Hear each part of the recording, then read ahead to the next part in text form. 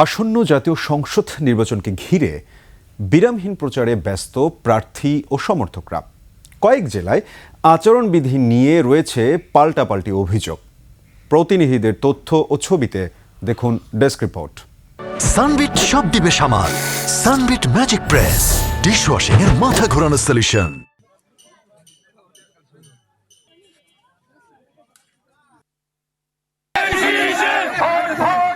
BNP মহাসচিব মির্জা ফখরুল ইসলাম আলমগীর নিজ এলাকা ঠাকুরগাঁও ১ আসনে গণসংযোগ ও পথসভায় অংশ নেন। তিনি বলেন, চরমোনাই সহ দেশের আলেম ওলামারা বলেছেন জামাত ইসলামী কোনো ইসলামিক দল নয়, তারা ইসলামের কথা বলে প্রতারণা করছে। এই জামাত ইসলামের কথা বলে, কিন্তু আপনি দেখবেন আজকে অনেক মৌলানা সাহেবরা, তারা বিশেষ করে চরমোনাইয়ের মৌলানা পীর সাহেব, তিনি পরিষ্কার করে বলতেছেন জামাত ইসলাম কোন ইসলামী দলই না।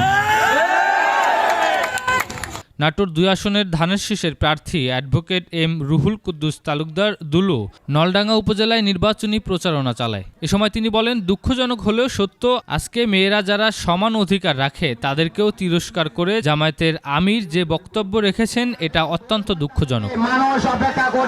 দুপুরে নারায়ণগঞ্জের সিদ্ধিরগঞ্জের সংসদ নির্বাচন উপলক্ষে আয়োজিত নির্বাচনী জনসভায় যোগ দিয়ে অধ্যাপক পরোয়ার বলেন, যারা স্বাধীনতার ৫৪ বছর দেশ শাসন করেছে, জনগণ এবার তাদের লাল কার্ড দেখাবে। বিএনপির ফ্যামিলি কার্ড দেওয়ার প্রতিশ্রুতি শেখ হাসিনার ১০ টাকার চাল খাওয়ানোর প্রতিশ্রুতির সঙ্গে তুলনা করেন। একবার ক্ষমতায় আসার আগে বলেছিলেন